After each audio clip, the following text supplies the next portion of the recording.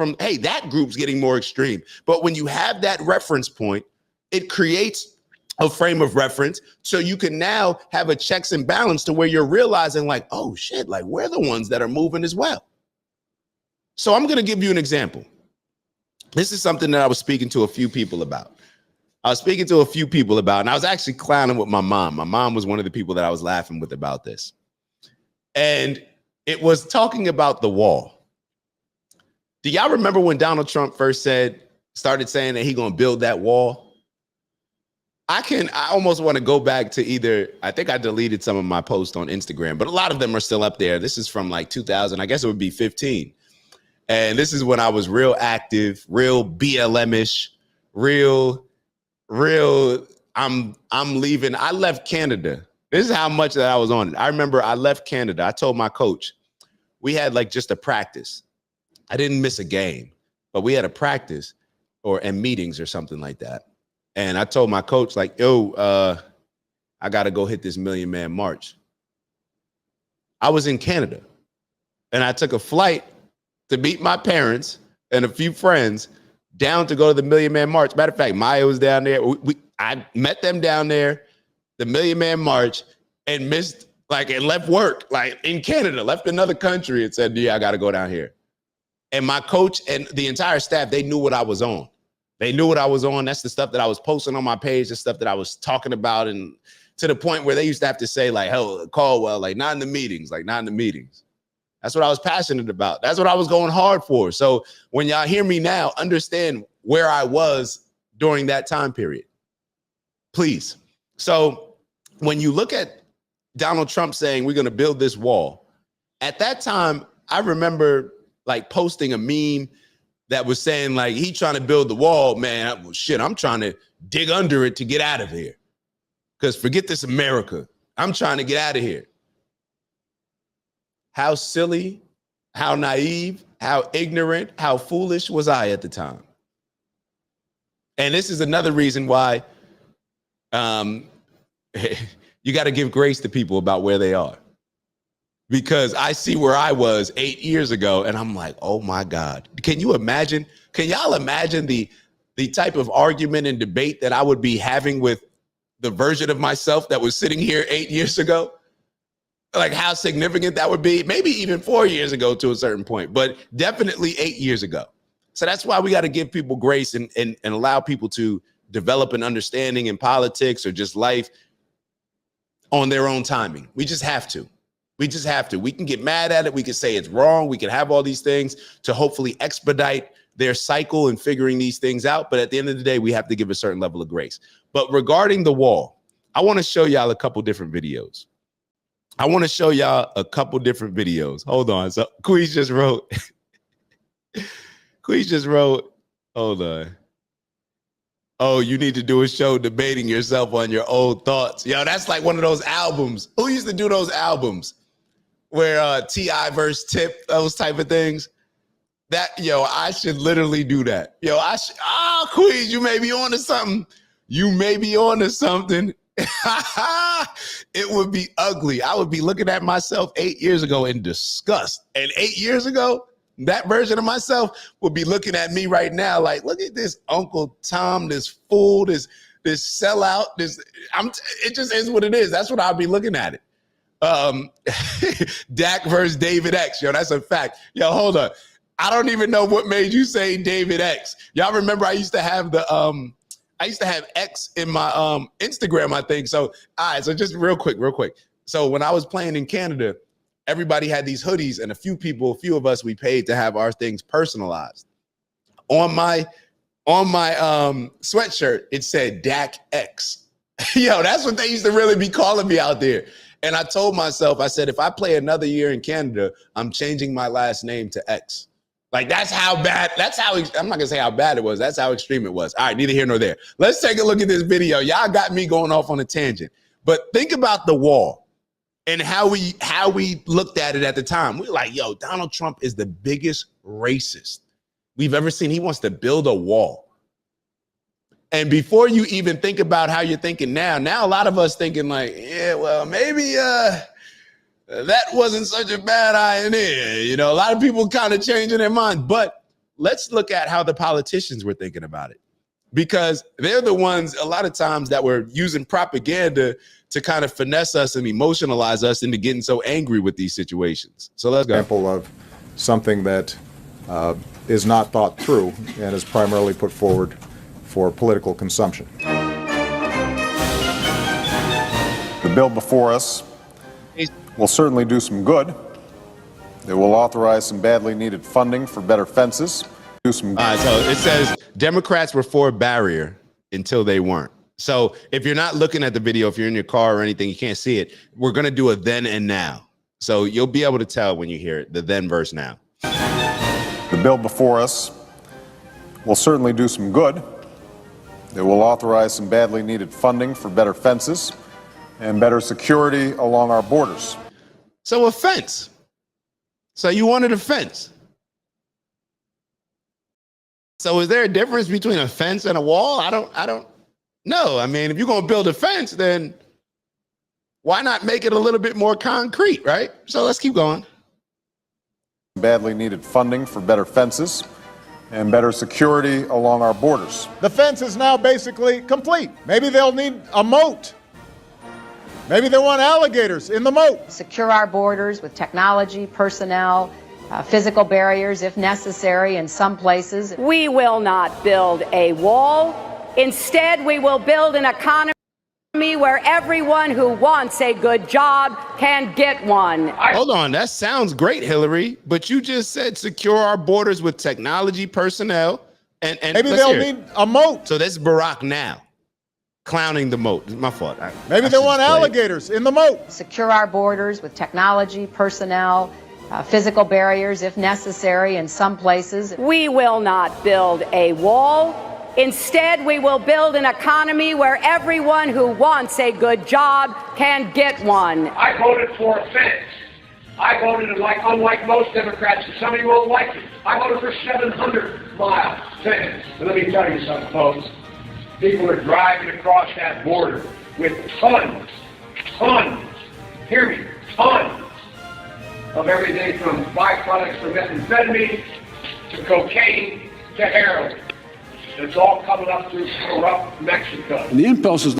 Hold on. We got to go back to that. And I did not want to keep pausing it, but I need y'all to listen to what Joe Biden said then. He said, we want 700 miles of fence, and all y'all Democrats aren't going to like it. It doesn't matter. And then listen to what he's talking about when it comes to the drugs. The same things that he's saying, like, oh, all these drugs coming in through corrupt Mexico, all these things. You would think that that was Trump.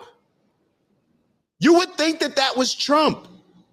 Joe Biden was saying all these things. Please, I have to go back and just please listen to what he's saying. This is when he was Senator Joe Biden. Everyone who wants a good job can get one. I voted for a fence. I voted, unlike most Democrats, and some of you won't like it, I voted for 700-mile fence. And let me tell you something, folks. People are driving across that border with tons, hear me, tons of everything from byproducts from methamphetamine to cocaine to heroin. It's all coming up through corrupt Mexico. And the impulse is to hunker down, shut the gates, build walls, exit at this moment is precisely the wrong answer. Former presidents have said to him that they wish that they had built a wall. Do you recall President Obama ever saying that? Come on. Construction of a 630-mile border fence create a significant barrier to illegal immigration on our southern land border. All along, the president's saying, well, I'll do DACA and Dreamers in return for the wall. He's got it. President Trump, if you want to open the government, you must abandon the wall. Yo, is that not wild? Is that not wild? And Vons wrote, Canada border, something nobody talks about. Vons, why do you think nobody's talking about it? It's not as significant of an issue. It's just not. Now, we could talk about that as well. What would you, let me ask you this, Vons. What would you want to talk about? What do you want to talk about as far as the Canadian border? Is this one of those? Okay, so hold on. They walking across the St. Lawrence River right into upstate from Mexico, El Salvador, etc. Do you think that the border in Canada is, if you think that that's a significant issue, based on the numbers that I've seen, people are not coming in the Canadian border at the rate anywhere close to they're coming into the southern border. But what are you suggesting? Building a wall there as well? It may be, but you just saw the back and forth. We just saw the back and forth. And a lot of us right now, compared to how racist we used to think that wall was, I think a lot of us are changing our tune now. A lot of us are saying like, maybe we need to build that wall. But it doesn't stop there. It does not stop there. I want to show y'all. Hold on. Is this it? Let's listen to Kamala Harris on the wall. Let's listen to her thoughts then and now. We would have a president of the United States that vilifies immigrants, that wants to build what I call his vanity project, a multi-billion-dollar wall, which, by the way, will never get built. You cannot hold the American people hostage over your vanity project. On the subject of transnational gangs, let's be perfectly clear. The president's medieval vanity project is not going to stop them.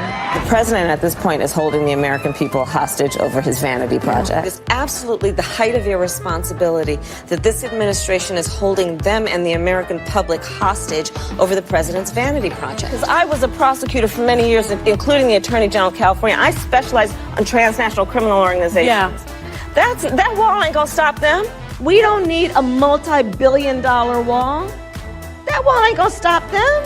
Let me be very clear. I'm not gonna vote for a wall under any circumstances. Harris said that she supports the bipartisan border bill, which includes requiring the Trump border wall. She said all that. Now they're pushing a bill to support the wall. Now they're pushing a bill to support the wall. But y'all know we don't just stop there. Y'all know we don't just stop there. Listen to this. Listen to this video. This is insane. Like, is this not wild? Like, all of y'all that are Democrats, that have voted Democrat, that are still planning on voting for Democrat, how do you explain these things? Do you just not care? It is what it is. They can flip-flop. It's like they were so passionate. And we were so passionate. I was so passionate about calling these things racist. But if they were racist then, and we were calling Donald Trump racist for implementing them then, and saying that he's such a terrible person, and a lot of those feelings, that the reason why we called Donald Trump racist were from a lot of the thoughts and feelings that we had from when he first started to run, when they were pushing stuff like this. How do we now just okay the Democrats for supporting the wall now? Think about that. This is how propagandized we've been, how manipulated we've been by the media. They are controlling how we feel about certain situations. We are not thinking using our own minds. We are not free thinkers. We are just pushed to think one thing or another based on what's beneficial for these political parties. Take a look at this video. Faced with a surge in illegal crossings, the Biden administration has announced it is waiving more than 24 federal laws to add on to the border wall in southern Texas. NBC senior White House correspondent Gabe Gutierrez has the latest. And Gabe, tell us what we know about this reversal. Hi, Hoda. Good morning. This is a striking acknowledgement that changes are needed to stem the migrant influx at the southern border. The Department of Homeland Security waiving 26 federal laws, such as the Clean Air Act and the Safe Water Drinking Act, to allow border wall construction in Starr County, Texas. This is a major reversal for President Biden, who, during the 2020 campaign, vowed that not another foot of wall would be constructed under his administration. The president also issued a proclamation in 2021 stating that building a massive wall that spans the entire southern border is not a serious policy solution. It's a waste of money that diverts attention from genuine threats to our homeland security. In a statement overnight, Customs and Border Protection says funds for this project were appropriated by Congress in 2019 and that DHS is required to use them for their appropriated purpose, Hoda. Yeah, and Gabe, this comes after increasing criticism from members of his own party Yeah, Hoda, just days ago, Governor J.B. Pritzker of Illinois, a staunch Biden ally, slammed the administration in a scathing letter, calling the migrant influx untenable and calling out the federal government's lack of intervention and coordination at the border. The White House says it's provided $46 million in funding for migrants to Illinois, but the governor's office told me that is not nearly enough. Meanwhile, New York City officials have been sounding the alarm for the better part of a year and are now asking a court to suspend its right to shelter law, which requires migrants to have a place to stay. Hoda. All right, Gabe Gutierrez for us there at the White House. Gabe, thank you. Hey, thanks for watching. We're gonna build that wall, apparently. And Quee said, nah, I think he means the Canadian border is tight. So Vons, were you saying that the Canadian border is tight? I was confused because you said they're walking across that St. Lawrence River right into upstate from Mexico, El Salvador, etc. So when you said upstate, let me know what you're saying. Ant wrote, I don't normally have a problem with code switching, but I hate when she does it. Ant wrote, why is she pushing a bill to support the wall when the Dems are the ones pushing all the illegal immigration? And then Queez. So Queez, what Vons was saying, he said, nah, it's definitely an issue. He was there. So let me ask you this, Vons. If you think, and I think it's clear that, well, I don't know. I don't know if you identify as a Democrat. Now, I don't know how you feel. I don't want to push that on you or falsely represent you. But if you think that it's definitely an issue in New York with the Canadian border, what do you think about the southern border? Like, what do you think about the southern border? And Queez just asked you, what was the issue?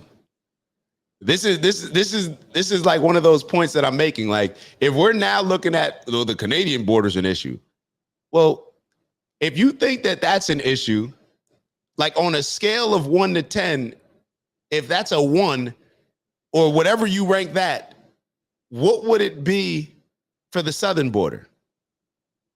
So Vons wrote, coming in, busloads get caught on purpose for $500. Coming in, busloads get caught on purpose for $500 and an Apple phone. All right. Well, I'm not exactly sure. Vons, unpack that a little bit if you can. Unpack that a little bit. All right, and I promise you, I'll get back to it. If you unpack it a little bit, because I'm not sure how to respond to it. Just because. So let's move on to this next part of this interview. It's Dak. Just want to thank you for checking out our video and visiting the OG Network. If you enjoyed the video, please make sure that you give us a like. And if you're looking to join a community of inspired individuals striving for purposeful abundance, subscribe. And if you're feeling real generous, share the video with some friends and family. All right, I'll see y'all soon. Ew.